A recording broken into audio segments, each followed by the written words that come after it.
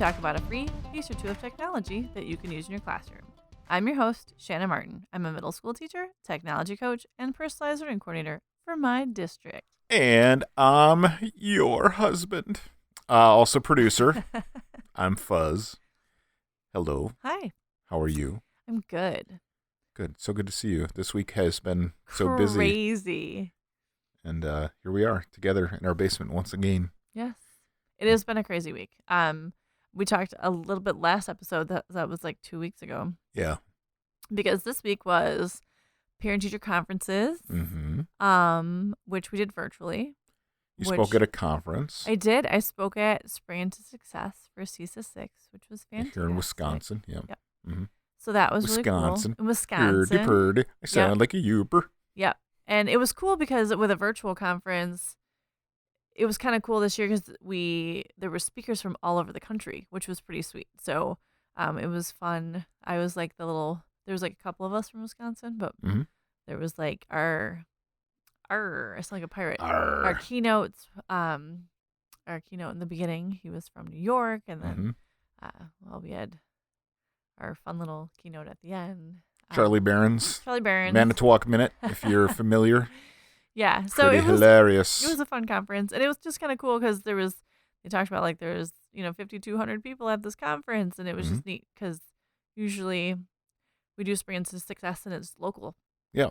And so it was pretty cool that it was from people from all over. So that was that's very cool. Yeah, and then we had parent-teacher conferences, and then got another workshop running, and just all sorts of stuff this week. And then for me, it was the stuff that you as part of the routine that you normally do. That I had to pick up a couple things, and which pales in comparison to what you're doing. But it was also a busy week at work, so it is nice to be home and here. Yeah, and catching up on things and hanging out as a family. Little Uno happening today. Yeah. And, speaking of catching up on things, we had talked about the Great Suspender tool on Chrome that we like so much that last time you reminded us, I think that had it had been it was not good. You should not use it if you have it. Yes. I don't think Chrome will let you use it anymore. But there is a tool called the Magnificent Suspender. And that one works great. Yep. So, and you've substituted that one out, right? Yeah, and I've tried it this past couple weeks since we spoke last, and it is exactly like the Great Suspender used to be when it was good. So sweet. Also, fun little update for a website that we talk about often is Trello. Just got a bunch of upgrades. They even have a new logo. So. They have an updated logo. They've got a new set of calendar views. They've got a timeline view. You can share things across cards. I don't know how many of the tools. The stuff that we use at work is the premier version. So from the free version. The free version, there's been some upgrades too. Because I stick with the free version, and there's still upgrades. So if you're a Trello user or haven't used it before, you can go back to episode forever and a day ago. Trello episode. Go to the edtech directory. Just start typing in Trello, and it will show you. Yes. So those are all our up-to-dates. Now, our actual week. So our focus of the podcast today, we're talking about gamification, which I've given lots of free tools, I feel like, that can support gamification in the classroom. Yep. But I've never talked about, like, this tool is great for gamification. And so I'm throwing a few more not gaming tools, but tools to gamify your classroom. And I'll give you a little bit about each of them. Plus, if you go back in the episodes, I have talked about Kahoot and quizzes and Quizlet and Quizlet Live, and there's a few others I've talked about that of course it's like stuck in my brain right now. I can't think of it. But so there's quite a few that I've talked about before, but I'm going to share a newer one with all of y'all. It is called Blooket. And Blooket. Yeah, if I could say it right. Blooket. Blooket is kind of like a cross between Kahoot and quizzes. But what's cool is it turns everything into a game. Okay. And then even some of the games reminded me of like a little Pokemon going on. So let me talk about it. So it's Blooket blooket.com, blooket.com, and you sign up. It's free, and you go to create. And so right from the homepage, you can put a little image in there if you want to, your title, your description, like that all drops in. Now, what's cool is you can set your settings to public or private, and they do have a ton of them out there, which reminds me of Kahoot, where you can like do movie trivia, or you can do, games like that. And a lot of that is, like their fun activity ones. Or you can make it obviously private and do like specific content things. But what's also nice is you can create like from scratch, or if you already have something in Quizlet, you can import from Quizlet. Okay. So I know a lot of us have already have like Quizlets created. Then you can almost gamify your Quizlets. Quizlet has some activities you can do, but there are so many more options with Blooket. So when you go, you can create a set, you can go to your dashboard, and you can discover other people's, like other educators' sets, or you can do your own. And they have from like already created like multiplication facts, animals, and then they have fun things like guess that movie or who's that Disney character. You have your 20 questions, and then when you go to play, what's cool about this is that you can click on it, you can go through, you can check the answers, you can choose to host it in your classroom. So if you go to host, you're able to load it all in, and then the students in your classroom, you can pick the game that they're going to play. So if you're going to host it, you can do like the Gold Quest game, or Factory, or Racing, or the Tower of Doom, or Crazy Kingdom. So there's a lot of different options that you can play in the games, or students can play it solo. And if they play solo, there's a couple of games that they can pick from, like Cafe, Tower of Doom, Crazy Kingdom, or Factory. And then it loads your questions right in for either your class to play or students individually to play, which is kind of nice. So if you have virtual students or you have face-to-face students, like they're able to play. And you can just load your game in. It'll tell you whatever stage or level you're at, depending on if you've played it before, and just load that game right in. And then what's kind of cool, like the Tower of Terror, the Tower of Doom part, when you're playing, you get these little cards that have animals on them, and it reminds me of... They're called Blooks. Blooks. Yep. It reminds me of Pokemon cards, because they have like strength and charisma and wisdom, and then you have like card battles. So as you answer questions correctly, if you're playing solo, you get to battle against the computer, or if you battle against each other, and then you have these cards that like you earn points and move forward and earn like coins and things like that. So it's a Blook is a friendly little block that loves to play. Blooks represent players, and there are so many waiting to be unlocked. Yes. Sounds fun.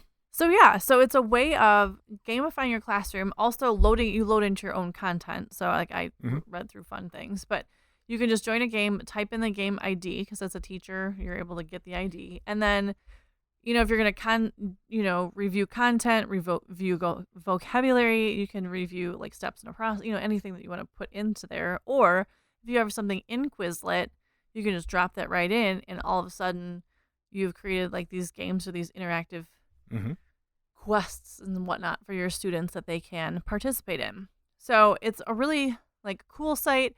It's a way of having some new interactive games. I know like Kahoot we've talked about before, everyone just kind of like levels up and things like this, and there's just a lot more variety with. Sure. So if you've not had a chance to check out Blooket, I suggest that you do. There's ways of creating, and then you also can keep stats. So it's kind of cool where you can see like tokens earned, students, if how they're participating, or games and how they've been played, and keep track of all of that.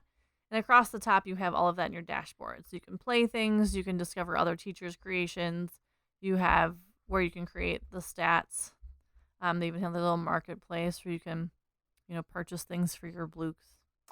And in your settings, you can do all that kind of stuff too. So I suggest you check out Blooket if you haven't already, especially if you're already kind of a quizzes or a game user in your classroom. Blooket is something to try, which is kind of cool. Yeah. And kind of snazzy. Speaking of that, if you go to the edtech directory and you search for games, you should be able to find all the different gamification type pieces or quiz type things that we've spoken about. Actually, I believe there's a quiz category as well. So if you're looking to explore in there, go and check that out at the edtech directory at smartinwi.com. Yes, that is.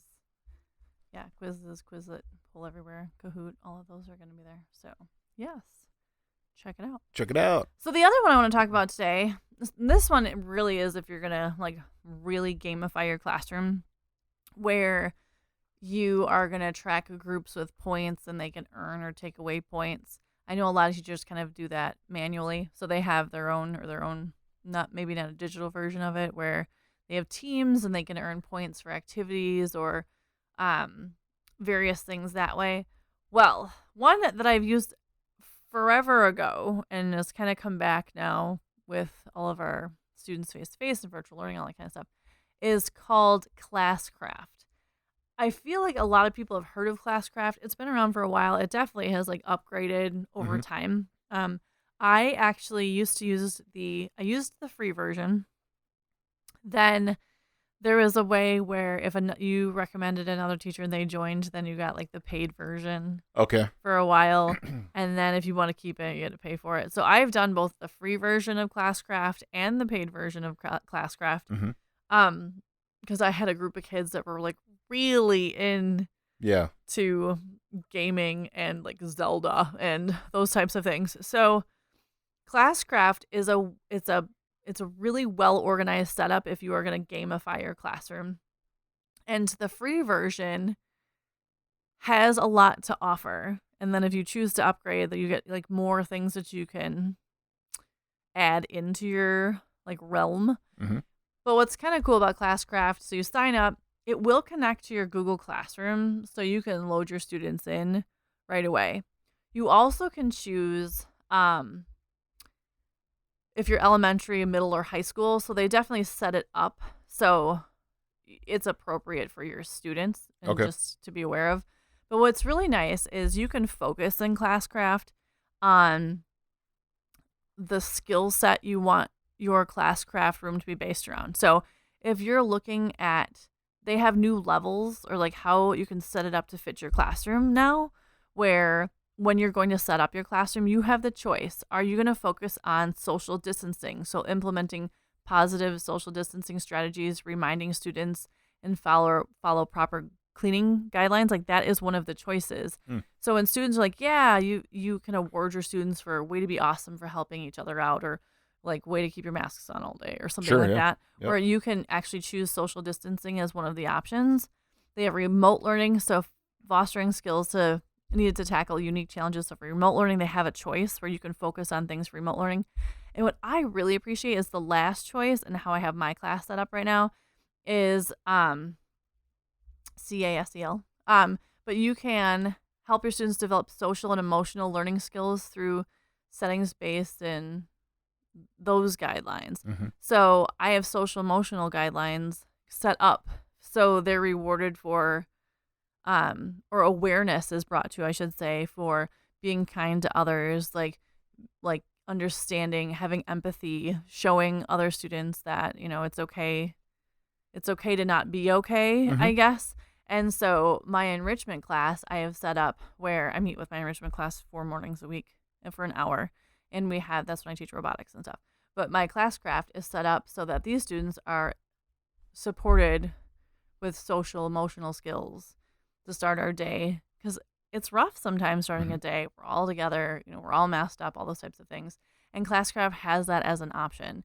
And what's also nice is when you set up your classroom, they have basic things set up like you had a kind thought for a friend today, or they have those things built in, but you also can edit them. So if they're not appropriate for your classroom, or your kids are like, yeah, that's not something we need to work on, you can change them. You don't have to have them set up, but they do have them where you can make adjustments. You can create your own teams, or students, they can do randomly, or you can have your teams created for you. And then you just drop points in when people and kids are like following.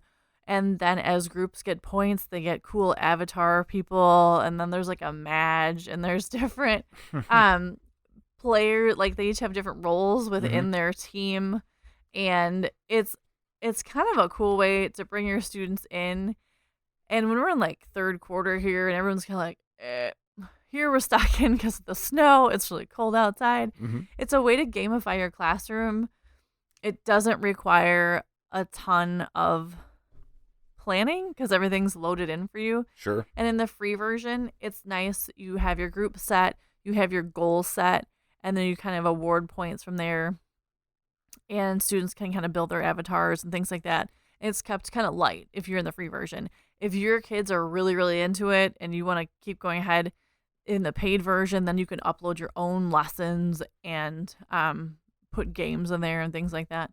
But Classcraft, there's a lot of options for it, and there's a lot of flexibility in the free version, and it's kind of cool because the kids really get into it, and it encourages them to work together, even though it's kind of hard right now to have group work. So I don't know. I think that it's a cool way to set up gamification, especially if you've never tried it or you want to just kind of dabble in gamification in your classroom. This is a way of doing it without having to spend a ton of time getting everything up and running, because a lot of it's preset and then you can make adjustments to it as to what's appropriate for your classroom. Yeah, it's very cool. Yeah, and the character, I mean, it's pretty. Like, yeah, they look. Yeah, they're very well done. It looks. It's like real video games they'd play on like a PS5 or something. So yes. Now what age group would you say that this works best with? Well, I teach middle school mostly, so I've had a ton of luck with middle school being like game on with this. I know actually some elementary classrooms will use like Class Dojo where they earn belts and things like that. Sure. So I think probably the most buy-in I've had is like 5th through 8th grade with Classcraft. I haven't tried it with high schoolers, but it probably depends on your class. If you have some gamers in your class, I bet that they would buy in to Classcraft. Sure. Younger students below, I would say below like 4th grade, probably it might be a little much. Sure. Would you think that Blooket would be better? You could put like Blooket into any classroom, just like game and practice like that. Because the kindergartner upstairs was playing Blooket earlier today with animals. So that one, because you control your content in it. Yep. And that's kind of fun, earning points and being able to play. The cartoons and Classcraft is like housing almost like it's like classroom management in Classcraft versus just content practice. Gotcha. Yep. With Blooket. Sure. The cartoons in Blooket are like fun cute, and cute and like remind me of like Pokemon. Right. Whereas the cartoons in Classcraft are like real video game like like avatars like right people. Like can they design them to look like themselves? That's kind of what it looks like. It's kind of where it depends. The free version, you just add accessories and you can add outfits and things like that. The more money you pay, the fancier avatars can be. Gotcha. If you do want to pay for it, they actually show in the pricing of how during the pandemic you can use federal funding to purchase it. So nice. If you decide you love it and you want to go to your administration and say, hey, buy this, please, there's using the CARES Act and ESSA funding to purchase Classcraft. There's federal funding available. So, which is funny because they've got like a big treasure chest right next to that, which is pretty cute because it looks like a video game. So. Right. Seeking out some gold. Yeah. So if you want to start some gamification in your classroom, I say check out Classcraft, definitely. And if you just want to do some different gaming activities and review and earning points with students that way, Blooket is definitely cool to play. And a different alternative to Kahoot or Quizzes or Quizlet Live or any of those. We could implement this in the house and like have it for being like getting your chores done. Yeah, you absolutely could do that. You can build your avatar to be super cool and have incentivize the 5-year-old to get all of her stuff done. Yes, love it. And have empathy towards people. And have empathy. I do appreciate that there is SEL in there because like those are skills that we all could use. Sure. Yeah, our child the other day asked us. We were sitting at the dinner table, and she said, "Mom and Dad, did you guys live in not log cabins?" She said, "Wooden houses in the 1980s." Yep. Did you guys live in wooden houses in the 1980s? Mm-hmm. And we realized right away she meant log cabins. Yes. And we were both very offended. Yes. So now she's grounded. She hasn't been out of her room since Thursday. No, No. We all thought it was pretty funny. It was and cute. then she was cute. like, yeah. And she looked at us like, you guys are so old. Yeah, yes. So, yeah. Yeah. Nothing like that. I remember thinking my parents were old. The kindergartner pointing out how old. And they were younger than me when when I was born. So. Right. Cool. Yeah. Well, episode 82, in the books. Check it out. In the and blooks. check out in the blooks. But check out the edtech directory, especially for some of those other gaming options too, if you really want to set up some gamification. There's a lot of options out there. Yes, and that's at smartnwi.com. Just click on edtech directory and you will be happy you did. Cool. All right. Well, thanks for tuning in. This has been the Tech Tools for Teachers podcast. If you ever have any questions, you can find me on Twitter at smartnwi. And if you want to get more information on the links to the technology discussed in this episode, you can visit smartnwi.com. New episodes each week. Thanks for listening. Go educate and innovate. The ideas and opinions expressed in this podcast and the Smart NWI website are those of the author, Shanna Martin, and not of her employer. Prior to using any of the technologies discussed in this podcast, please consult with your employer regulations. This podcast offers no guarantee that these tools will work for you as described, but we hope they do. And we'll talk to you next time here on the Tech Tools for Teachers podcast.